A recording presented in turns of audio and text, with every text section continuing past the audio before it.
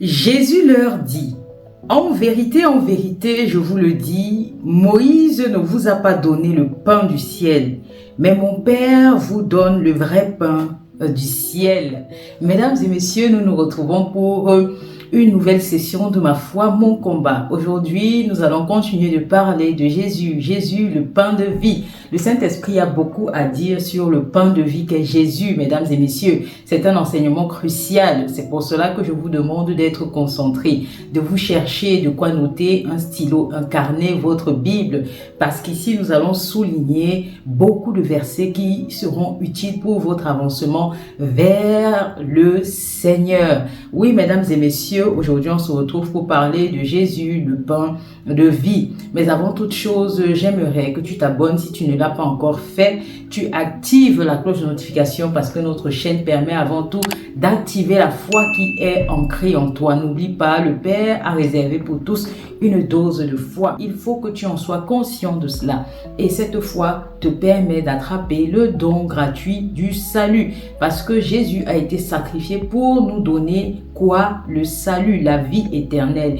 Et tu ne pourras récupérer ce salut par tes œuvres. Il est important de savoir cela. Donc notre chaîne te permet de raviver cette foi, de la maintenir et ainsi d'exécuter la volonté de ton Père céleste qui est dans les cieux. Parce que seuls ceux qui feront ses œuvres entreront dans son paradis. Et tout cela est bien marqué dans la Bible. Aujourd'hui, on va parler du pain de vie. Et on va se baser sur le livre de Jean. Et on va prendre du verset 32 au verset 63. Mesdames et messieurs, reprenons Jean, chapitre 6, verset 32. Jésus leur dit, et il dit cela à qui? Au peuple, parce que la dernière fois, nous nous sommes séparés sur la multiplication du pain. Le pain pour les 5000 hommes. Rappelez-vous, Jésus avait multiplié 2 pains et 5 poissons pour 5000 hommes. Et le lendemain, beaucoup de ces personnes recherchaient Jésus et ont finalement réussi par le trouver. Et Jésus a dit à ces personnes qu'en vérité, vous me cherchez, non pas pour les miracles que j'accomplis, mais pour le pain que je vous ai donné et vous en avez été rassasiés. Et Jésus recommande à ces personnes de ne pas vivre pour rechercher de la nourriture qui périt, mais vivre pour rechercher la vie éternelle. Et aujourd'hui, Jésus leur dit au travers du verset 32, Moïse ne vous a pas donné le pain du ciel, mais mon Père vous donne le vrai pain, le pain qui vient du ciel. Pourquoi Jésus leur dit cela? Parce que ces personnes demandent ce qu'ils peuvent faire pour accomplir les œuvres du Seigneur. Et Jésus recommande à ces personnes de croire en celui qu'il a envoyé. Qui a envoyé qui? C'est Dieu qui a envoyé son Fils pour nous apporter quoi? La bonne parole. Et le processus commence là. Pour obtenir ton salut, pour accomplir les œuvres du Seigneur, tu dois croire en Jésus. Donc Jésus demandait à ces personnes, ne me suivez pas parce que vous recherchez la nourriture qui périt, parce que vous voulez être rassasiés et nourrir votre chair qui va mourir. Cherchez-moi pour ce que je peux vous donner, parce que je suis le pain du ciel. Et c'est ça qu'il faut retenir dès le début de cette vidéo. Recherchez le Seigneur Jésus pour de bonnes raisons, parce qu'il est le pain du ciel, la clé d'accès au royaume de Dieu. Au verset 33 du chapitre 6 de Jean, qu'est-il écrit? Car le pain de Dieu, c'est celui qui descend du ciel et qui donne la vie au monde. Oui, vous pouvez le voir dans la Bible, cela est marqué. Le Seigneur Jésus est venu nous livrer la parole qui a été prescrite par son Père. Et deuxièmement, il s'est sacrifié, il a été sacrifié par la chair pour porter le péché du monde afin que quiconque croit en lui soit sauvé. C'est ça que Jésus est venu faire. C'est pour cela qu'il est notre Seigneur, notre Sauveur, parce qu'il s'est sacrifié. Il a porté notre péché à la croix. Avant l'avènement de Jésus, je vous assure mes amis, le monde était tellement plongé dans le péché que tout le monde devait être condamné aux yeux du Seigneur. Aux yeux du Seigneur, il n'y avait plus aucune mesure. On devait être condamné tous pour la deuxième mort, la mort de l'esprit. Et il a eu une astuce merveilleuse pour combattre le diable, pour combattre Satan. Parce que lorsque vous comprenez péché, comprenez que Satan est lié au péché. Satan est lié aux œuvres de la chair. C'est Satan qui veut nous faire condamner. Depuis qu'il a induit en erreur Adam et Ève, c'est son rôle. Il a été maintenant le prince du monde, le prince des ténèbres pour nous condamner. Parce qu'il est le seul qui a été condamné. Donc, il veut attirer une multitude dans le feu de l'enfer. Il faut comprendre cela et c'est bien réel. Donc, le Père a pensé à sacrifier ce qu'il avait de plus cher, son Fils unique, afin que son sang nous lave et nous purifie, afin que sa chair porte nos péchés, pour qu'on soit sanctifié et qu'on ait la vie éternelle. Parce que le Père ne veut pas perdre ses brebis. Il fait tout pour nous attirer à lui afin de nous éviter la mort spirituelle. Dieu est merveilleux. Et il est marqué au verset 35 de ce même chapitre 6 de Jean. Jésus leur dit, « Je suis le pain de vie. Celui qui vient à moi n'aura jamais faim. Et celui qui croit en moi n'aura jamais soif. » Écoutez cette merveille qui vient de Jésus. Il dit, celui qui vient à moi, donc celui qui le cherche de tout son cœur, sera rassasié par quoi? Par la parole. Et la parole vous apporte quoi? La grâce et la vérité qui vient du Seigneur. Vous pouvez voir ça dans la Bible. La loi est venue par Moïse et la grâce et la vérité par Jésus-Christ. Jésus-Christ vient nous apporter ce qui nous sauvera. Il dit que celui qui croit en lui n'aura plus jamais soif. Pourquoi? Parce que le Seigneur le remplit de son Saint-Esprit qui est la source de vie. Vous allez comprendre cela lorsque nous allons avancer petit à petit dans notre enseignement. Prenez le verset 39 de ce même chapitre. Je vous ai dit que nous allons arriver plus particulièrement au verset 57. Et on va illustrer ces versets parce que ces versets vont vous enseigner et vont vous permettre de commencer à croire en Jésus et de comprendre que Jésus est la source de vie, est la source de la vie éternelle et que vous ne devez plus le chercher parce que vous voulez être rassasié et nourrir votre chair éphémère. Le verset 39 nous dit quoi? La volonté de celui qui m'a envoyé, c'est que je ne perde aucun de tout ce qu'il m'a donné, mais que je les ressuscite au dernier jour. Oui, il continue avec le verset 40. La volonté de mon Père, c'est que quiconque voit le Fils et croit en lui ait la vie éternelle et je le ressusciterai au dernier jour. Comprenez ici que Jésus-Christ nous annonce quoi? Il est notre sauveur et il est notre juge et c'est celui-là même qui va nous ressusciter. C'est pour cela que je vous ai dit que Jésus est la pierre angulaire. Celui qui se heurte à cette pierre sera écrasé et il ne faut pas que cette pierre te heurte parce que cette pierre est la fondation de l'édifice du Seigneur. Il faut croire absolument en Jésus. Il est notre tout. Je vous ai dit que la parole a été au commencement avec le Seigneur et la parole était Dieu. C'est comme ça que l'évangile de Jean démarre. Au commencement était la parole et la parole était Dieu. La parole était avec Dieu. La parole est venue comme une lumière dans le monde pour éclairer les ténèbres, mais les ténèbres ne l'ont point connue. Il y a beaucoup qui rejettent la lumière encore de nos jours. Pourtant, la lumière est source de vie. La lumière, c'est la parole de Dieu. La parole vient du sein du Père. C'est la parole fait chair. C'est le Messie, c'est Christ. Il faut croire en lui parce que c'est lui qui a été sacrifié. C'est l'agneau immolé pour enlever le péché du monde. Quiconque croit au Fils a la vie éternelle. C'est la volonté du Père que cela se passe comme ça. C'est le processus que Dieu a choisi. Ne demandez plus pourquoi, on doit absolument croire au Fils pour avoir accès au paradis. Jésus vous a bien dit qu'il est le chemin, la vérité et la vie. Nul n'ira au Père sans passer par lui, parce qu'il sait qu'il est la pierre angulaire. Il est le chef de l'Église. C'est lui qui détient cette mission. C'est sa mission. Sauver le monde et faire venir le règne du Seigneur, c'est la mission du Christ. Il a été pour ça. Il nous a fait. Sans lui, nous ne serons pas là. Sans lui, nous ne serons pas sur cette terre. Il est notre fondement. Il est notre nourriture principale et sa nourriture est source de vie. Il est celui qui a été sacrifié afin que son sang nous purifie.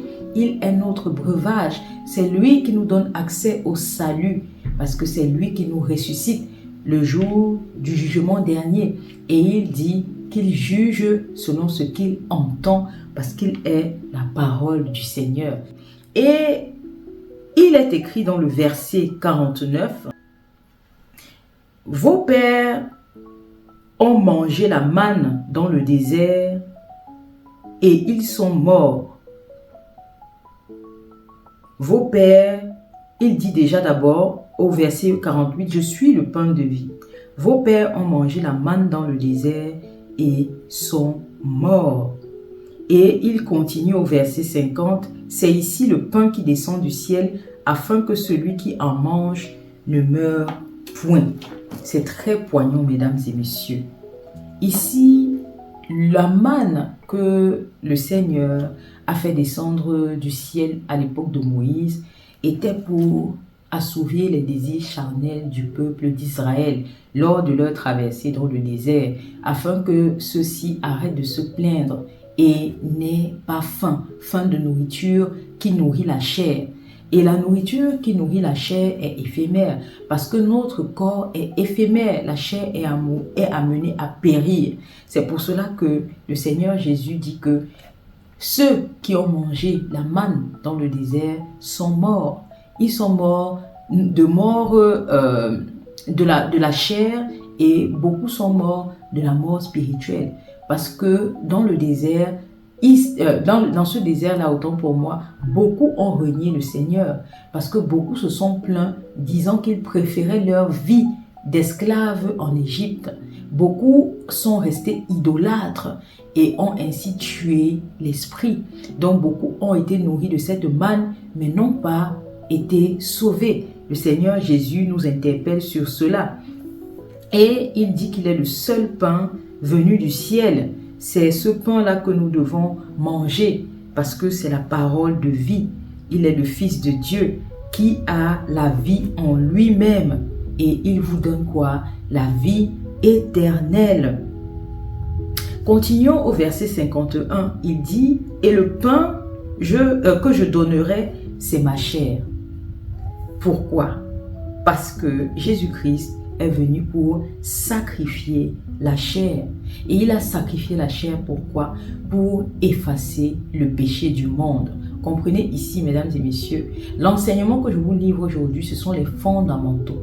C'est ce que le Seigneur Jésus aimerait que vous ayez dans le cœur pour démarrer votre marche vers le Seigneur et ne plus vous faire duper par ce monde. Donc comprenez bien et notez, c'est très important. Comprenez que le pain que Jésus vous donne, c'est sa chair, il précise bien. Et il a sacrifié sa chair pour porter le péché du monde. Et je vous ai expliqué pourquoi le Père a eu cette astuce pour nous débarrasser du péché qui nous condamnait, afin de nous donner le salut. Et c'est tout un processus, mesdames et messieurs. C'est pour cela que nous également, nous serons amenés à sacrifier la chair. Je vous expliquerai par la suite.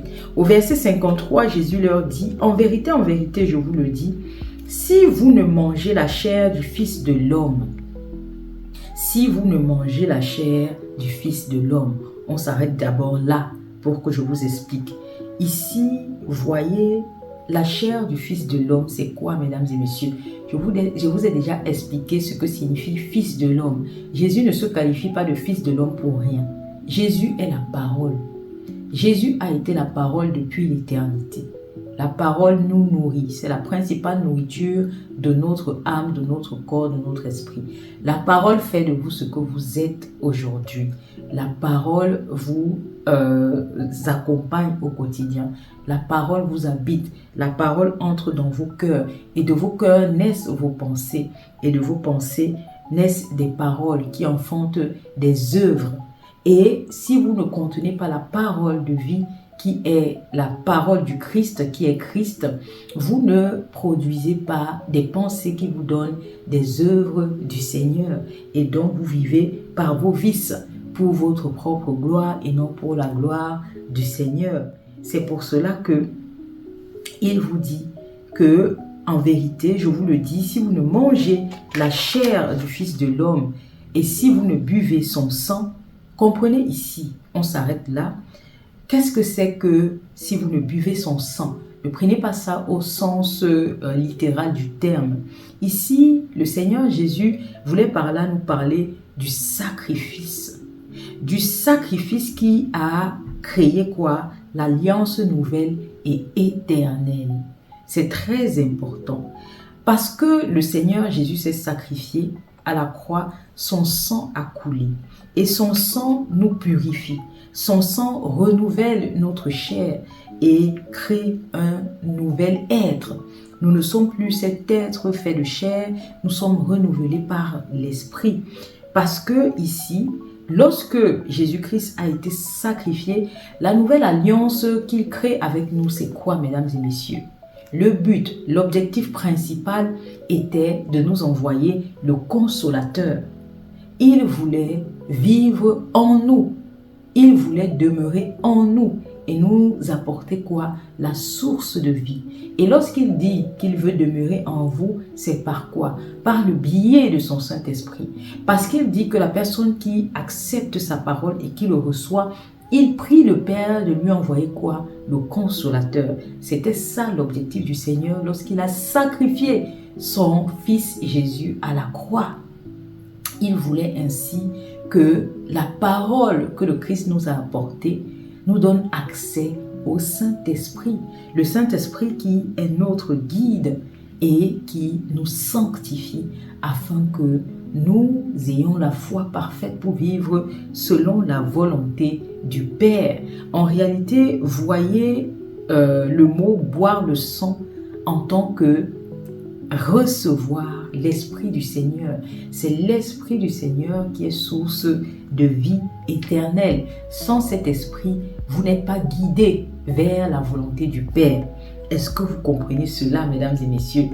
Partons au verset 55 de ce même chapitre. « Car ma chair est vraiment une nourriture et mon sang est vraiment un breuvage. Celui qui mange ma chair et qui boit mon sang demeure en moi et je demeure en lui. » Ça, c'est le verset 56, la suite. En réalité, oui, mesdames et messieurs, lorsque vous buvez la parole du Seigneur, lorsque vous mangez cette parole, lorsque vous vous imprégnez de la parole de vie, mesdames et messieurs, elle habite dans votre cœur. Lorsque vous vous laissez habiter, parce qu'il y a des personnes qui prennent la parole mais rejettent la parole et ne laissent pas la parole habiter dans leur cœur. Pourquoi? Parce que envahis par les soucis de la vie, ils ont laissé Satan mener la danse dans leur vie. Ils ont laissé Satan les séduire et ils ne sont plus à même de recevoir cette parole. Pourquoi? Parce qu'ils ont endurci leur cœur.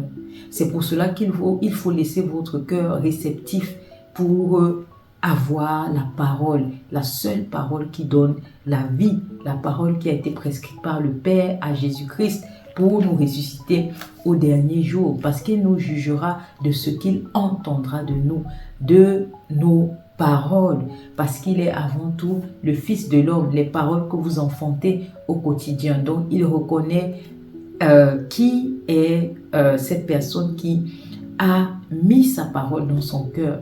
Pourquoi? Parce que vous l'enfantez chaque jour et vous créez les œuvres de son Père au travers de cette parole. Oui, la parole vient et vous transforme. Elle est source de vie parce qu'elle vous apporte le Saint-Esprit. Et dès lors que vous croyez en sa parole, Dieu vous attire à lui. Je vous ai dit, c'est tout un processus. Dès lors que vous entendez la parole et que vous recevez cette parole dans votre cœur, elle commence la transformation en vous. Dieu vous attire parce qu'il commence à prendre de la place en vous. Rappelez-vous, la parole qui est dans votre cœur est source de vos pensées.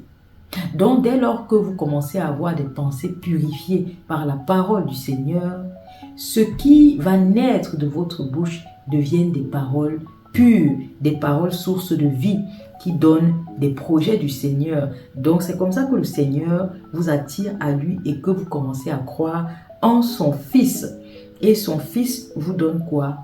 Le breuvage, source de vie, c'est quoi? C'est l'Esprit Saint. Sans l'Esprit Saint, vous n'êtes rien parce que l'Esprit Saint est le remède de tous vos maux, de tous vos addictions. Je vous ai déjà dit que lorsque vous ressentez un vide dans votre cœur, lorsque vous êtes habité par des vices qui vous rendent esclaves du péché, du monde et vous plongent dans vos soucis, ça veut dire que vous n'avez pas encore accepté la parole du Christ et vous n'avez pas encore laissé cette parole vous transformer. Si vous souffrez d'une addiction due à l'alcool, parce que vous vous êtes laissé plonger par des soucis de la vie, si vous souffrez de cette addiction due à des drogues, parce que vous êtes dans un monde qui vous noie dans de multiples problèmes, c'est que vous ne croyez pas que vous avez en face de vous un Dieu de l'impossible, ce Dieu qui peut tout vous donner, qui peut effacer tous vos maux, tous vos péchés, tous vos soucis, par son Saint-Esprit qui est une source d'eau vive. Celui qui a le Saint-Esprit n'a plus jamais soif. Et Jésus a dit cela à la femme samaritaine au puits de Jacob. Si tu bois de mon eau, tu n'auras plus jamais soif. Il voulait par là dire à cette femme que tu n'auras plus jamais de soucis. Parce que c'était une femme qui avait été vraiment calomniée. Elle avait été maltraitée par ce monde. Elle avait traversé tellement de problèmes qu'elle était rejetée de la société parce qu'elle avait eu 5 maris. Et Jésus lui a dit, mon eau est un breuvage. Si tu bois de mon eau, tu n'auras plus jamais soif. Il voulait par là dire à cette femme samaritaine que si tu as mon Saint-Esprit, tous tes problèmes seront derrière toi parce que tu seras une femme renouvelée. En toi, on verra la lumière du Christ. Et cette lumière donne la vie éternelle. Oui, c'est le but de Jésus, c'est de renouveler notre être en Christ. Parce que lorsque nous avons le Saint-Esprit, nous devenons une nouvelle créature. La créature ancienne est derrière nous. Nous devenons une nouvelle créature en Christ afin de vivre par la foi et de manifester les œuvres du Seigneur dans notre vie. Donc, il demeure en nous et nous demeurons en lui. Et il devient notre guide. Et c'est comme ça que nous sommes sauvés par notre foi. Parce que seule la foi nous conduit au salut. Ce ne sont pas nos œuvres. C'est pour cela que, mesdames et messieurs, entre parenthèses, je voulais attirer votre attention sur cette phrase culte que nous disons tous sans même nous en rendre compte. Il faut cesser cela dès aujourd'hui, je vous en supplie, parce que c'est l'œuvre du diable. Arrêtez de dire tout le temps c'est de l'argent. Time is money. Beaucoup de personnes disent ça de nos jours et c'est une erreur monumentale. Et le Seigneur aimerait attirer votre attention. C'est un signe démoniaque d'asservissement de votre âme. Vous ne vous en rendez même pas compte parce que nous vivons dans un monde qui nous accule de factures, de soucis de la vie et nous commençons à courir après l'argent. Nous prenons notre temps justement pour gagner de l'argent et rien d'autre. Comprenez que par ça, vous êtes esclave de l'argent, donc idolâtre. Le diable use de cela, use de cette phrase pour vous limiter dans le temps. Et vous n'êtes même pas conscient de cela. Vous n'êtes pas conscient qu'en disant cela, vous êtes en train d'appeler les œuvres du diable dans votre vie parce que l'argent commence à devenir votre maître. Le diable a compris cela parce que le but du diable, c'est quoi? C'est de vous condamner. Le but du diable, c'est quoi? C'est de créer l'idolâtrie en vous. Et il sait que dès lors que vous dites « le temps, c'est de l'argent », comprenez que nous tous, nous savons que le temps est rare, que nous avons un temps limité. Et ceux qui disent « le temps, c'est de l'argent », ils utilisent leur temps pourquoi? Pour chercher de l'argent. Pourtant, le Seigneur Jésus vous dit « vos œuvres ne vous donneront pas le salut. » Parce que le salut est gratuit. Le salut nous a été donné par Jésus. Lorsqu'il s'est sacrifié à la croix, il a porté nos péchés afin de nous donner la vie éternelle. Quiconque croit en lui est déjà sauvé et a la vie éternelle. Pourquoi je vous ai dit que quiconque croit en lui. Pourquoi il dit cela autant pour moi? Parce que si vous croyez en lui, ça veut dire que vous avez déjà reçu sa parole. Sa parole est le pain de vie. Sa parole nourrit votre être, nourrit votre âme et elle renouvelle votre être tout entier. Pourquoi? Parce que grâce à sa parole, dès lors que vous croyez en lui, il demande au Père de vous donner la source de vie qui est le Saint-Esprit. Si vous courez tout le temps après l'argent, quand est-ce que vous aurez le temps de vous abreuver à la source? Quand est-ce que vous aurez le temps de lire sa parole afin qu'elle entre dans votre cœur? Moi-même, j'étais comme vous, mesdames et messieurs. Lorsque je voyais la Bible, déjà j'avais la paresse. Je voyais le volume et je voyais la difficulté de la lecture. Et je me disais, je vais voir ça après. Limite, j'allais à l'église le dimanche, mais je ne comprenais toujours rien. Parce que j'allais à l'église chercher quoi? Mes propres besoins. J'étais égoïste. Je voulais que le Seigneur résolve mes problèmes. Je ne comprenais rien à comment chercher le Seigneur. Pourquoi chercher le Seigneur? Dans quel but? Je n'avais pas le but, mesdames et messieurs. Et beaucoup sont dans le noir, sont dans le flou total. Parce que beaucoup vivent pour de l'argent. Et lorsque vous dites time is money, vous irez à l'église pour que le Seigneur assouvisse vos besoins. Parce que vous recherchez avant tout quoi? L'argent. Et l'argent, c'est en quelque sorte de l'idolâtrie. Parce que vous mettez l'argent en avant. Vous pensez que l'argent va régler tous vos soucis. Pourtant, le Seigneur vous dit le contraire. Lorsque vous courez après l'argent, vous êtes là en train de réaliser vos propres œuvres. Vous êtes en train d'accomplir votre propre volonté. En réalité, vous n'accomplissez même pas votre volonté, mais la volonté du diable. Et la volonté du diable, c'est quoi? C'est de vous induire en erreur afin que vous soyez condamnés. C'est pour cela que on dit, vous servez le diable. Vous êtes en train d'aller vers sa voie à lui, le chemin large, le chemin de la condamnation. Et c'est pour cela que vous priez pour de mauvaises raisons, en étant à la fois égoïste et en voulant faire quoi? Nourrir la chair éphémère. Vous êtes en train de vivre comme ce peuple d'Israël dans le désert qui ne se préoccupait que de la manne, mais n'avait pas le regard fixé sur la source de vie. Donc, il est essentiel d'enlever, mesdames et messieurs, cette phrase de votre bouche. Parce que si vous prononcez cela, ça veut dire que vous êtes esclave de l'argent. Et que vous ne vivez pas pour rechercher le Saint-Esprit du Seigneur. Vous ne vivrez donc pas pour accomplir sa volonté et pour avoir la foi. La foi qui vous maintient jusqu'à la fin des temps. Et sachez que ceux qui n'accompliront pas la volonté du Père n'entreront pas dans son royaume. Pourquoi? Parce que vous n'êtes pas marqué du Saint-Esprit du Seigneur. Dès lors que vous êtes marqué du Saint-Esprit, croyez-moi, vous accomplirez automatiquement les œuvres du Père. Parce que dès lors que le Saint-Esprit vit en vous, le Saint-Esprit vous modèle. Vous n'avez même plus le choix, c'est le Seigneur qui prend la relève. Le Seigneur tue les œuvres de la chair et le Seigneur n'ouvre que ses voies dans votre vie.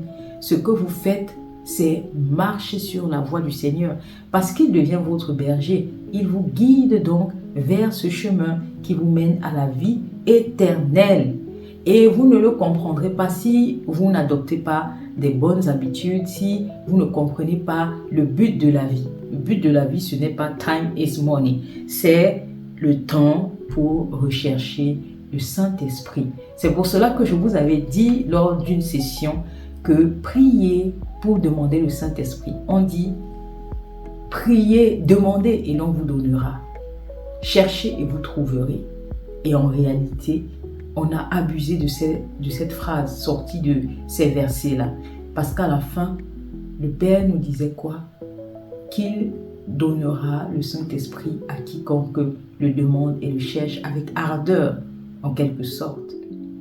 Parce qu'il sait que le Saint-Esprit est source de vie. C'est le breuvage. C'est là la source où vous devez venir vous abreuver. Si vous avez ça, vous n'aurez plus jamais soif. Parce que toutes choses vous seront données par-dessus. C'est pour cela que prenez le psaume 127. Oh là là. Et verset 2. On écrit quoi, mesdames et messieurs? En vain, vous vous levez de bon matin.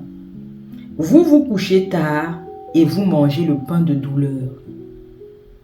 Comprenez là que l'homme vivra par la sueur de son front. Vous courez après l'argent pour manger le pain de la souffrance, le pain de la douleur. Ça, c'était au temps d'Adam et Ève, lorsque Adam et Ève avaient été condamnés par le péché. Pourquoi vivez-vous dans la condamnation? Le Seigneur Jésus-Christ nous a rachetés. Et il essaye de nous dire ça tous les jours. Il nous a rachetés. Il a été sacrifié à la croix pour créer une nouvelle alliance afin que nous ne souffrions plus. Si nous vivons par la foi, nous vivons avec les projets que le Seigneur avait déjà prévus pour nous. Ce sont des projets de paix et non de malheur pour nous donner de l'avenir et de l'espérance. C'est pour cela qu'il dit par la suite de ce verset 2 du psaume 127, « Il en donne autant à ses bien-aimés pendant leur sommeil. » Comprenez que lorsque le Saint-Esprit vous guide, le Seigneur est votre berger.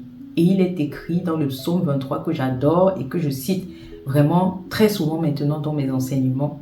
Le Seigneur est votre berger, donc l'Éternel est mon berger, je ne manquerai de rien. Il me conduit vers les eaux paisibles, il restaure mon âme.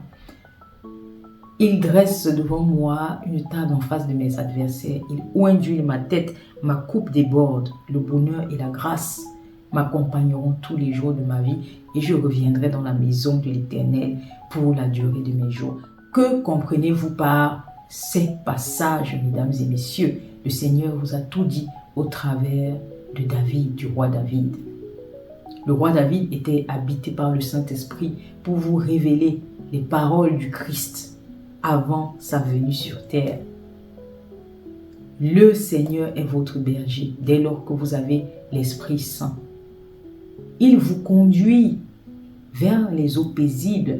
Donc vous ne vous levez plus le matin et vous couchez tard pour le pain de la douleur.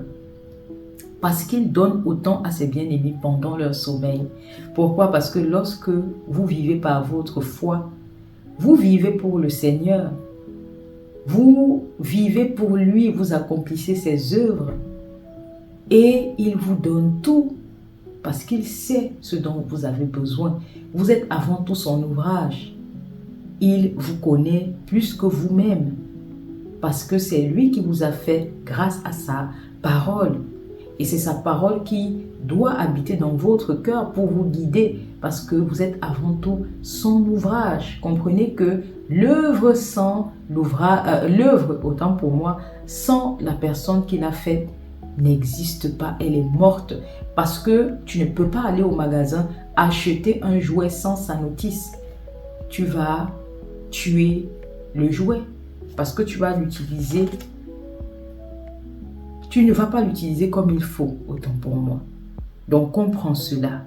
Il donne à ses bien-aimés pendant leur sommeil. Donc tu n'as même pas besoin de stresser, tu n'as pas besoin de t'encombrer de soucis. Tu fixes les yeux vers le Seigneur, il te donne tout. Parce que tu vis par la foi. Et ici, je voulais parler d'une histoire, je voulais vous appuyer cela avec l'histoire de ma voiture. Une histoire qui m'a marqué.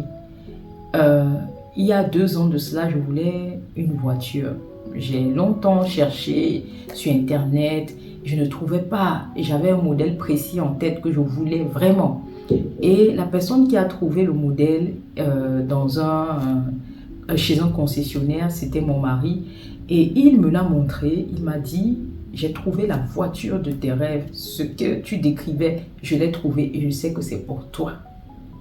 Et il m'a montré la photo et j'ai dit, effectivement, ça c'est ma voiture.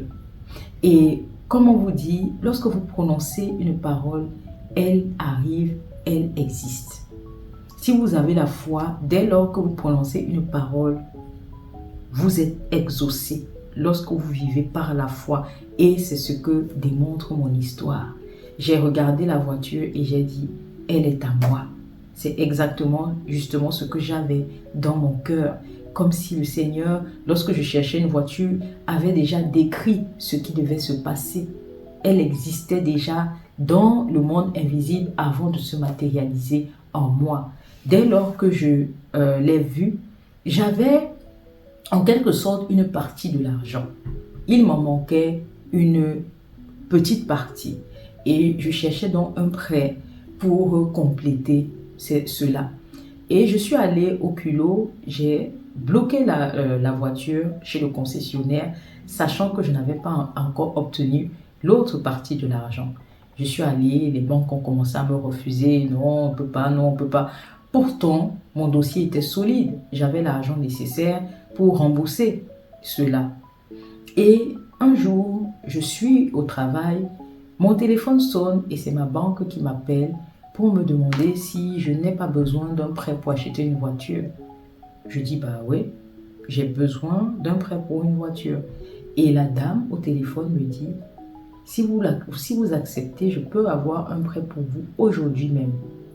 Je dis, bah ok, je suis d'accord. Et je vous assure, elle m'a fait un prêt en moins de 2 heures de temps, avec un taux inimaginable qui n'existe même pas. Et en pleine période de crise. Même mon mari m'a dit que c'est impossible, que je devais vérifier, ça devait être une arnaque. Et non, ce n'était pas une arnaque.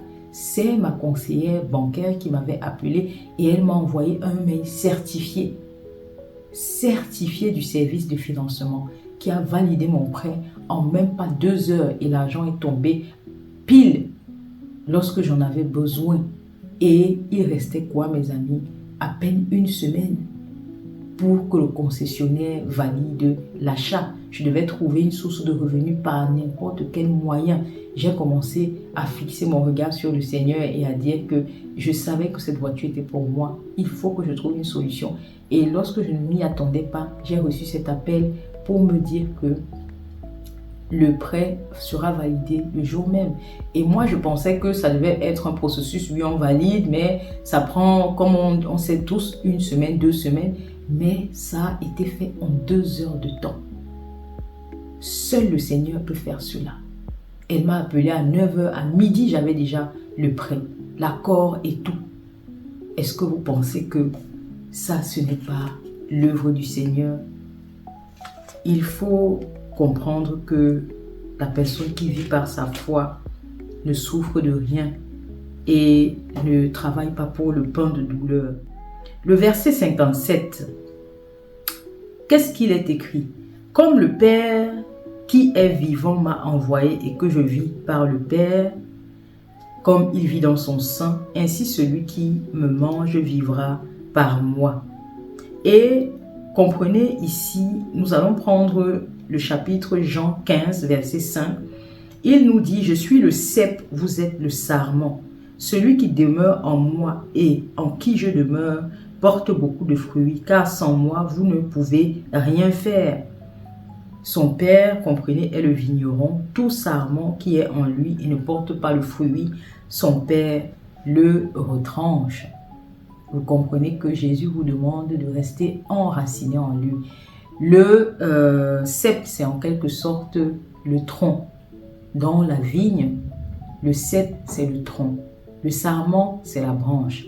Lorsqu'on casse la branche, il n'y a plus de source de vie. Elle sèche, elle meurt. Et donc, le sarment doit absolument être attaché au tronc qui est source de vie.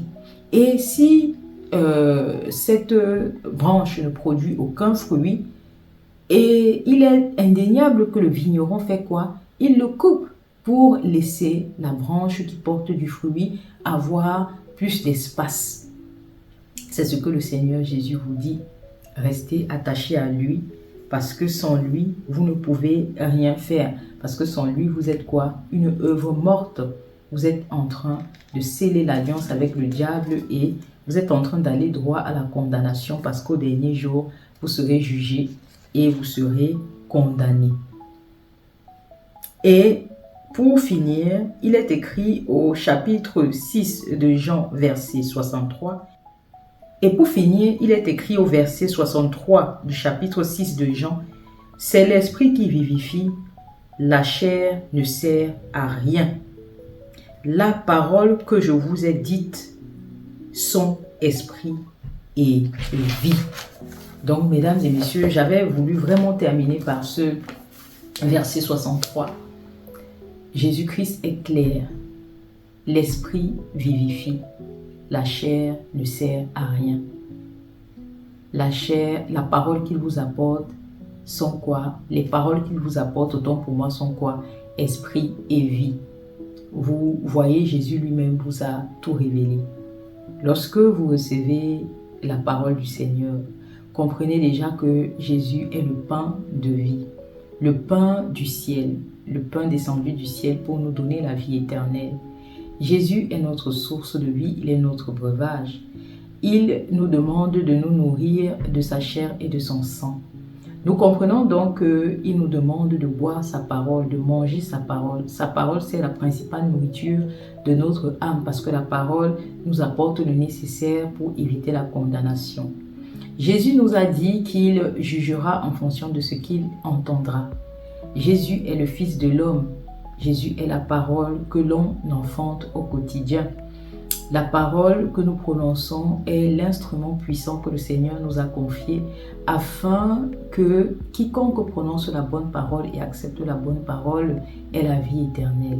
Vous comprenez que le Seigneur ne vous a pas confié la parole pour rien. La parole est source de vie et est source de mort. On l'a toujours dit et on est tous au courant de cela. C'est pour cela que le diable aussi, lui, est conscient de cela. Et il ruse de ça pour que vous ayez la mauvaise parole dans votre cœur. Parce qu'il sait que de votre cœur naissent vos pensées, et de vos pensées naissent vos paroles, et de vos paroles naissent les œuvres. Et quelle œuvre enfantez-vous au quotidien? Qu'est-ce que vous construisez? Est-ce que ce sont des œuvres pour votre propre gloire, donc pour la gloire du diable, ou est-ce des œuvres qui manifestent la gloire du Seigneur? Parce que seule la gloire du Seigneur compte lorsque vous êtes sur cette terre. Aucune autre gloire ne vous amènera au salut. Il faut comprendre que vos œuvres ne vous sauveront pas. C'est pour cela que je vous ai demandé d'éviter de dire « time is money ». Le temps, c'est de l'argent. C'est une phrase satanique pour vous enterrer et vous conduire à la condamnation. Parce qu'on comprend directement que l'argent, c'est notre maître. Donc, vous êtes idolâtre. Et vous allez travailler pour le pain de douleur et non pour le pain de vie.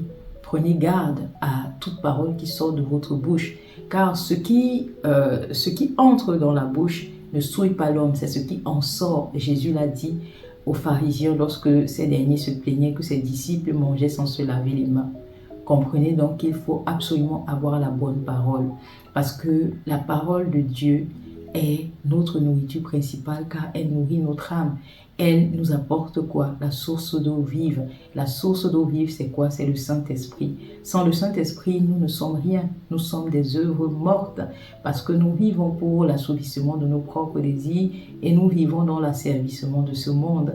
Pourtant, dès lors que nous avons le Saint-Esprit, source d'eau vive, source de l'alliance nouvelle et éternelle par le sang de Jésus à la croix, venu pour nous purifier, nous sommes accompagnés, nous sommes assistés par Dieu qui devient notre berger. Et nous sommes des brebis, nous vivons pour l'accomplissement de sa volonté par la foi parfaite que le Saint-Esprit nous permet d'obtenir. Donc comprenez mes amis, ne dites plus time is money, mais dites le temps me permet d'avoir le Saint-Esprit. Il faut que vous utilisiez votre temps pour chasser le Saint-Esprit parce que le Saint-Esprit est la source de tous vos maux. Le Saint-Esprit vous débarrasse, en fait, est la solution. Je veux dire, le Saint-Esprit est la solution à tous vos maux parce qu'il vous débarrasse de tout. Vous avez vu, on a lu au psaume 127 que lorsque vous vous levez tôt le matin et vous couchez tard, pour le pain de douleur, le Seigneur en donne autant à ses bien-aimés dans leur sommeil. Comprenez ça. Vivez pour accomplir la volonté du Père et vous allez voir à quel point la vie est facile parce que Dieu est votre berger et il est au-devant de tout. Il a plané vos sentiers et c'est lui qui combat pour vos ennemis. Il combat vos adversaires. Vous n'avez plus rien à faire que de vous reposer. et tout le reste vous est donné par-dessus. Donc, mesdames et messieurs, j'espère que cet enseignement aura été vraiment d'une grande utilité pour vous, parce que c'est l'essentiel, hein, c'est de comprendre que Jésus est le pain de vie. Jésus est la pierre angulaire, Jésus est notre tout, Jésus est notre sauveur, il est notre sauveur et sera notre juge. Et il faut donc prendre la bonne décision aujourd'hui et commencer à produire du bon fruit pour l'avènement du règne du Seigneur. Donc, je vous invite à vous abonner si ce n'est pas encore le cas. Activez la cloche de notification afin de ne rien louper de nos enseignements. Et on se dit à la prochaine édition de Ma foi, mon combat.